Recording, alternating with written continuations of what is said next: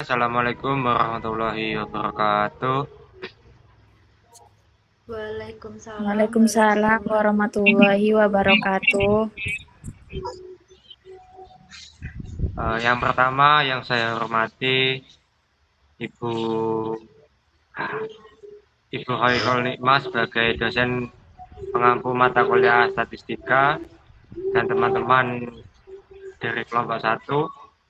Sebelumnya perkenalkan, nama saya Fajrul Imanul Akbar dengan NIM 054. Di sini saya sebagai moderator kelompok 1. Sebelum memulai presentasi, alangkah baiknya kita perkenalan dahulu. Untuk kelompok 1 bisa perkenalan terlebih dahulu ya. Perkenalkan, nama saya Eka Nurulansari, NIM akhir 047. Perkenalkan, nama saya Christian Tias dengan NIM belakang 049. Perkenalkan, nama saya Sinta Mehsari dengan NIM belakang 050. Perkenalkan, nama saya Kadina dengan NIM belakang 051.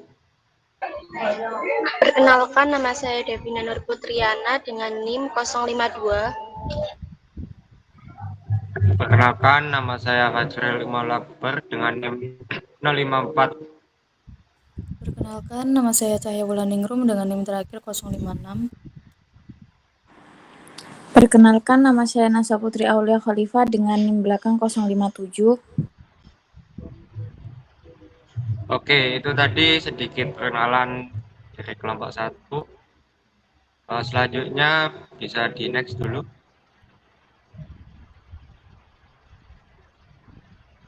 Nah, di sini kelompok 1 akan membahas beberapa isu. Yang pertama ada uji normalitas, yang kedua uji multikolinearitas, yang ketiga uji heterokedastisitas, yang keempat uji autokorelasi, yang kelima adalah uji linearitas.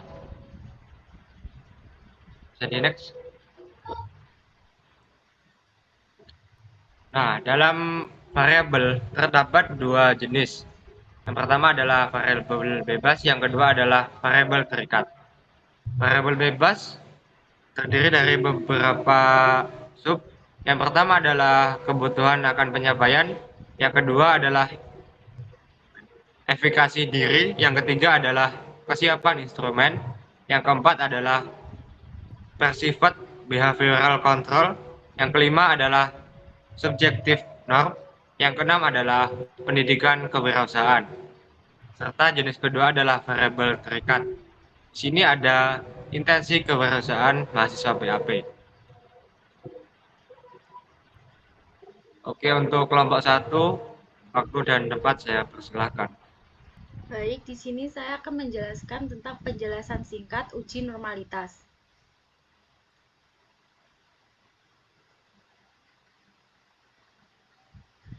Uji normalitas adalah prosedur statistik yang digunakan untuk menentukan apakah data sampel mengikuti distribusi normal. Distribusi normal ini penting dalam berbagai analisis statistik karena banyak metode, seperti uji T atau ANOVA, mengasumsi bahwa data bersifat normal. Ada beberapa metode uji normalitas, seperti uji Kolmogorov-Smirnov, uji Shapiro-Wilk, atau dengan melihat grafik seperti histogram atau plot Hihi. Jika data tidak normal, metode statistik non-parametrik bisa digunakan sebagai alternatif.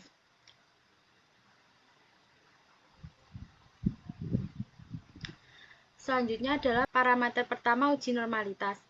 Parameter pertama dalam uji normalitas adalah persyaratan distribusi data yang harus berdistribusi normal.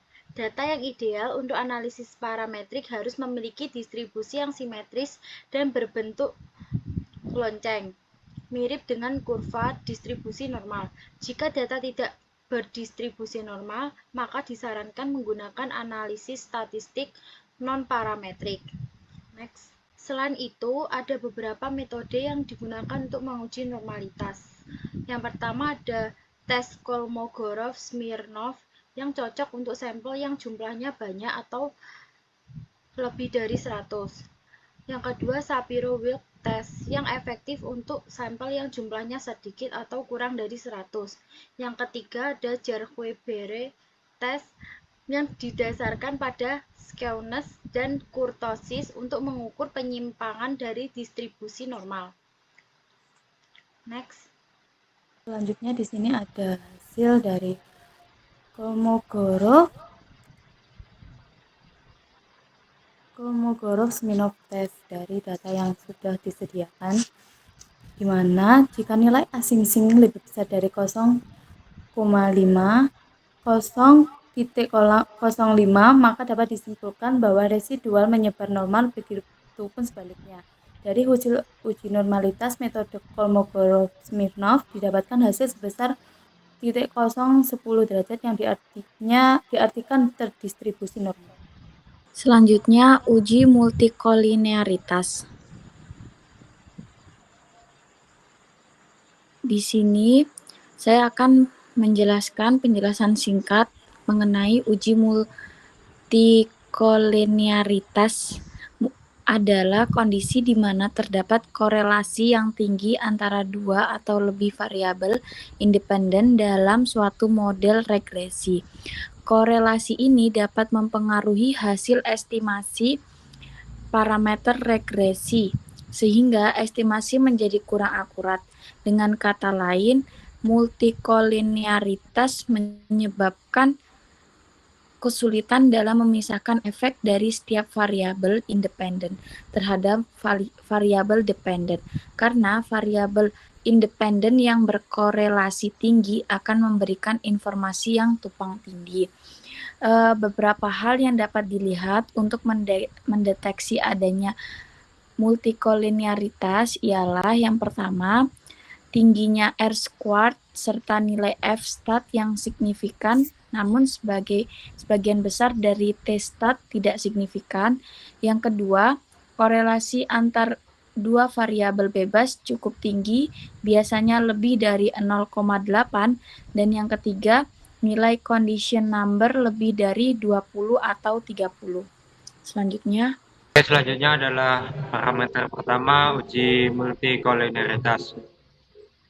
Parameter dalam uji ini bertujuan untuk mendeteksi adanya hubungan linear yang kuat antara dua atau lebih variabel independen dalam model regresi. Parameter pertama yang sering digunakan untuk menguji multikolinearitas adalah variance inflation factor atau VIF. VIF mengukur seberapa banyak variance koefisiens regresi meningkat akibat multikolinearitas. berikut hasil dari data uji multikolinearitas. Berdasarkan tabel FIF, nilai FIF lebih kurang dari 10, sehingga data tersebut tidak terjadi multikolinearitas. Selain cara di atas, multikolinearitas bisa dilihat dari nilai torens. Jika torens lebih dari alfa 0,05, maka data terbebas dari multikolinearitas. Dari tabel tolerance 0,613 lebih besar dari 0,05 sehingga tidak terjadi multikolinearitas. Selanjutnya adalah uji heteroskedastisitas. Penjelasan singkatnya adalah metode yang digunakan dalam analisis regresi untuk mendeteksi adanya ketidakhomogenan varians residual dari model regresi, yang berarti bahwa varians error tidak konstan di seluruh rentang nilai variabel independen. Untuk parameter pertamanya yaitu menggunakan uji statistik scatter plot dengan asumsi tidak terjadinya heteroskedastisitas, yaitu titik-titik data menyebar di atas dan di bawah atau di sekitar angka 0. Titik-titik tidak mengumpul hanya di atas atau di bawah saja. Penyebaran titik data tidak boleh membentuk pola gelombang, melebar, kemudian menyempit, dan melebar kembali. Penyebaran titik-titik data tidak berpola. Uji statistik Glasser dilakukan dengan mentransformasi nilai residual menjadi absolut residual dan kemudian meregresinya dengan variabel independen. Jika diperoleh nilai signifikansi untuk variabel independen, lebih dari 0,05, maka dapat disimpulkan bahwa model regresi terdapat masalah heteroskedastisitas. Namun, jika diperoleh nilai signifikansi untuk variabel independen kurang dari 0,05, maka dapat disimpulkan bahwa model regresi terdapat masalah heteroskedastisitas. Untuk hasil dari uji heteroskedastisitas menggunakan uji Glatzer, yaitu output menunjukkan tidak adanya hubungan yang signifikan antara seluruh variabel independen terhadap nilai absolut residual, yaitu ditunjukkan dengan SIG lebih besar dari 0,05, yang artinya model ini terbebas dari heteroskedastisitas. Selanjutnya, pada tabel scatter plot, berdasarkan gambar di atas, bahwa berupa titik tidak membentuk pola atau alur tertentu sehingga dapat disimpulkan bahwa tidak terjadi heteroskedastisitas. Selanjutnya ada uji autokolerasi. Uji autokolerasi adalah teknik statistik yang digunakan untuk menemukan kolerasi antara kesalahan residual dalam regresi linear pada periode waktu yang berbeda. Melakukan pengujian autokolerasi sangat penting dalam penerapan dalam analisis regresi pemahaman yang baik. Tentang metode ini dan penerapannya di SPSS sangat diperlukan dalam peneliti. Selanjutnya ada parameter pertama. Parameter autokolerasi adalah ukuran seberapa baik suatu variabel dapat diprediksi berdasarkan nilai-nilai sebelumnya. Dalam konteks analisis deret waktu, parameter ini digunakan untuk mengukur seberapa kuat hubungan antara suatu nilai dan nilai yang mengukur seberapa kuat hubungan suatu nilai dan nilai-nilai sebelumnya dalam deret. Parameter ini sering digunakan dalam model-model seperti ARIMA, autoregressive, integrate moving average, untuk menentukan struktur dan karakteristik deret waktu. Ini ada parameter scatter plot, dimensi variabel RTS2.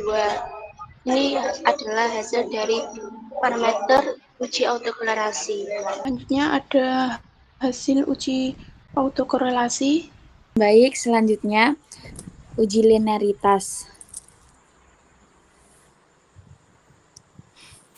Selanjutnya penjelasan singkat dari uji linearitas. Uji linearitas adalah salah satu langkah penting dalam analisis regresi untuk memastikan hubungan antara variabel independen dan variabel dependen bersifat linear. Hubungan linear ini penting karena banyak metode statistik seperti regresi linear mengasumsikan adanya hubungan linear antara variabel-variabel yang dianalisis.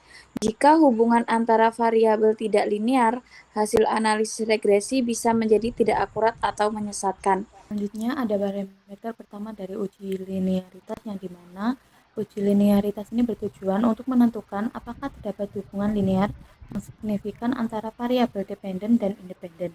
Parameter pertama dalam uji ini adalah nilai signifikasi dari differentiation from linear tree.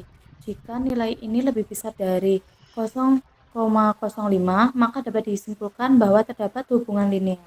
Sebaliknya, jika kurang dari 0,05, hubungan tersebut tidak signifikan. Uji ini sering dilakukan sebelum analisis regresi untuk memastikan model yang digunakan tepat.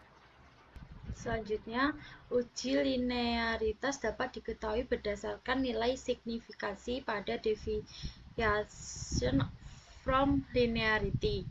Berdasarkan tabel output ANOVA di atas, diketahui bahwa nilai signifikansi yang diperoleh sebesar 0,113. Nilai signifikasi yang diperoleh lebih besar dari taraf signifikasi 5% atau 0,05, sehingga dinyatakan bahwa HO diterima, yang berarti variabel independen dan independen dan dependen yang diuji memiliki hubungan linear. Hasil selanjutnya dari uji linearitas dapat diketahui berdasarkan nilai signifikasi pada deviation from linearity. Berdasarkan tabel output ANOVA di atas diketahui bahwa nilai signifikasi yang diperoleh sebesar 0,569. Nilai signifikasi yang diperoleh lebih besar dari taraf signifikansi 5% atau 0,05. Sehingga dinyatakan bahwa HO diterima yang berarti variabel independen dan dependen yang uji memiliki hubungan linear.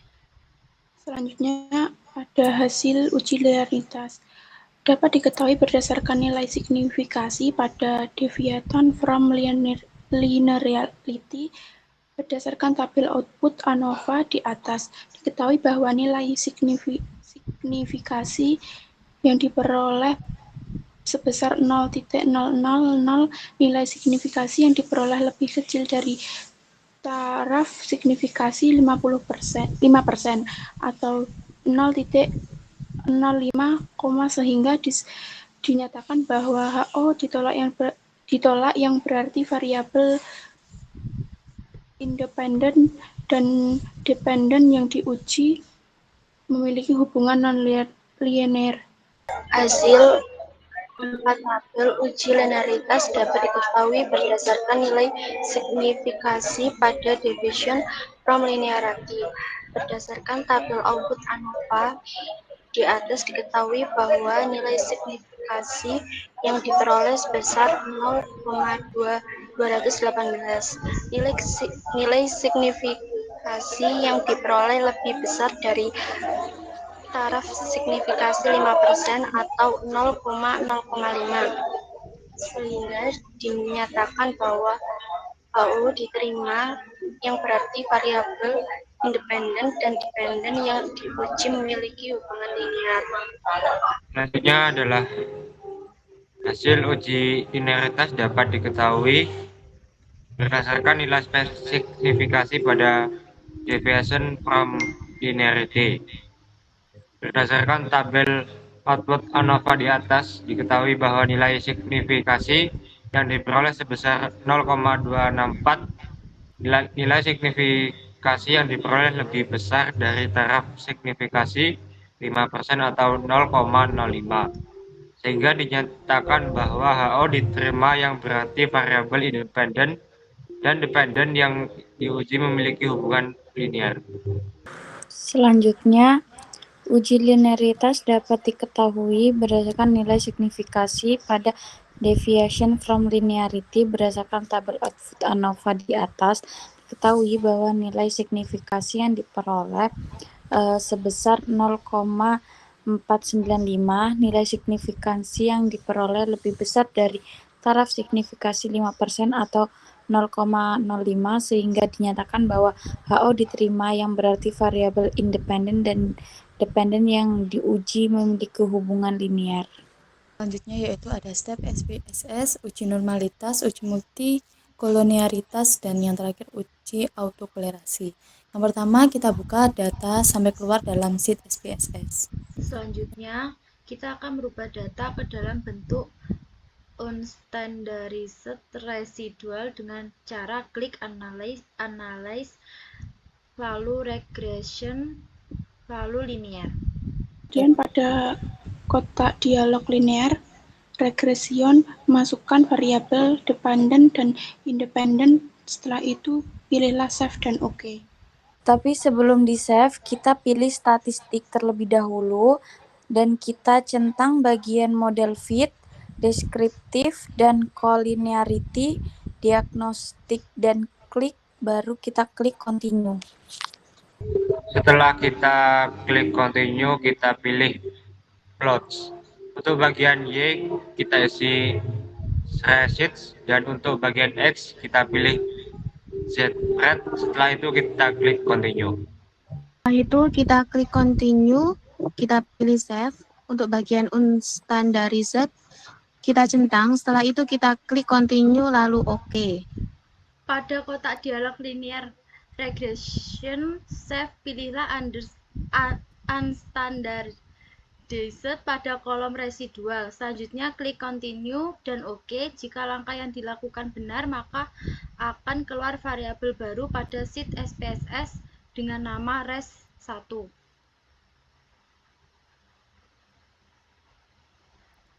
Langkah selanjutnya, pilih kembali menu Analyze, lalu klik Non-Parametric Test, lalu klik Legacy Dialogs, dan yang terakhir klik 1_sampleK_S.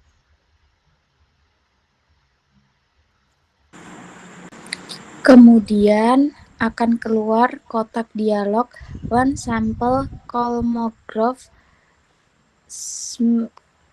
Smirnov Test. Kemudian masukkan unstandardized residual ke kotak tes variabel list centang normal pada test distribution, lalu klik OK. Apabila langkah sudah tepat, akan muncul output SPSS sebagai berikut.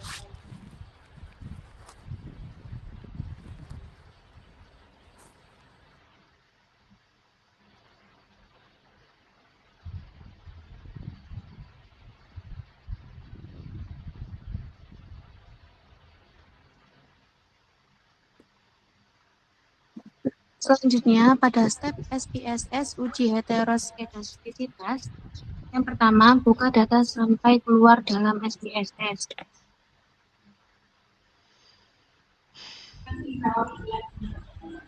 Yang kedua, selanjutnya kita akan merubah data ke dalam bentuk unstandardized residual dengan cara klik Analyze, lalu Regression, lalu Linear.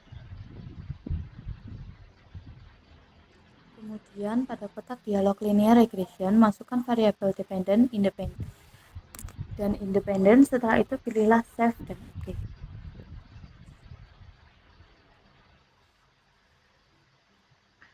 Pada kotak dialog linear regression, save pilihlah unstandardized pada kolom residual. Selanjutnya klik continue dan OK. Jika langkah yang dilakukan benar, maka akan keluar variabel baru pada sheet SPSS dengan nama res1. Selanjutnya kita harus membuat variabel res2 dengan cara klik transform, lalu compute variable. Pada kolom target, variabel diisi dengan res2, kemudian pada kolom numeric expression, ketiklah rumus ABS underscore res dalam kurung res underscore 1. Langkah sudah tepat, pada sheet SPSS akan muncul res2.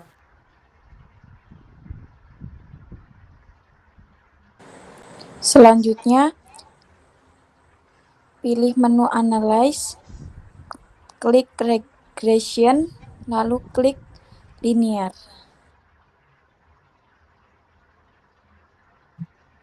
Selanjutnya, pada kotak dialog linear regression, masukkan res2 pada kotak dependent dan X1 dan X2 pada kotak independen. Kemudian pilihlah save. Akan dialog linear regresif, save, hilangkan centang unstandardized pada kolom residual, kemudian continue dan OK.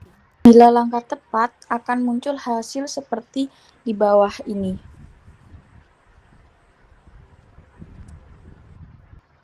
Selanjutnya ada step SPSS uji linearitas. Yang pertama, buka data sampai keluar dalam set SPSS.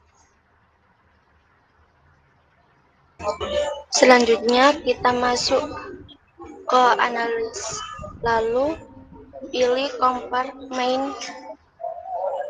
Kemudian pada kotak min, masukkan TEI di dependent list dan TKP, TED, TKI, TBB, SN, dan TKW pada layer 1, of 1. Kemudian klik option. Setelah klik option, akan muncul menu seperti ini. Kita klik di test for linearity, continue, dan menu sebelumnya klik OK.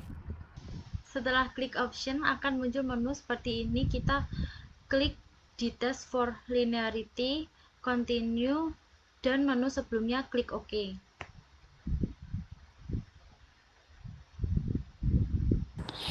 Lalu setelah klik OK akan muncul hasil uji linearitas. Hasilnya seperti ini.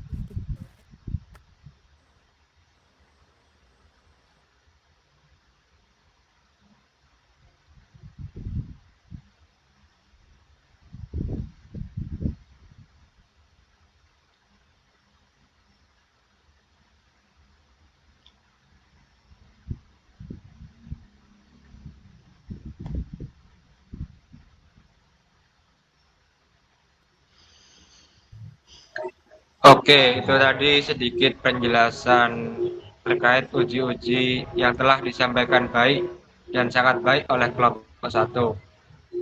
Sekian presentasi yang dapat kelompok 1 sampaikan. Kritik dan saran sangat kami terima. Apabila ada salah kata, salah perbuatan, kami mohon maaf. Sekian, wassalamualaikum warahmatullahi wabarakatuh. Waalaikumsalam warahmatullahi wabarakatuh.